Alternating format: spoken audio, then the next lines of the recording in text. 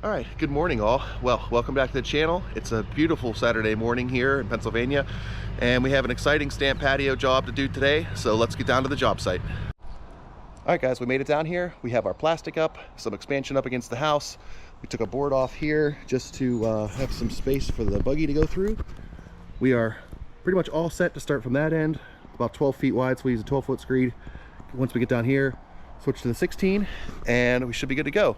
Ty has the tracked buggy up on the hill, just waiting for the concrete truck now, and then we can get started.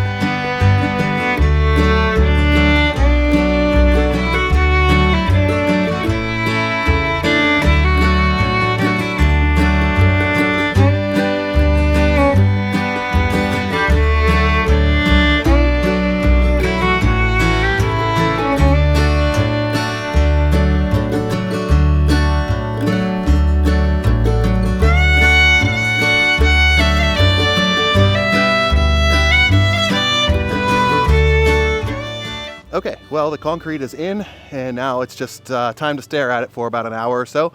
We have our edges done just to move some of the smaller rocks out of the way. When we do this stamping, we use this smaller pea gravel mix.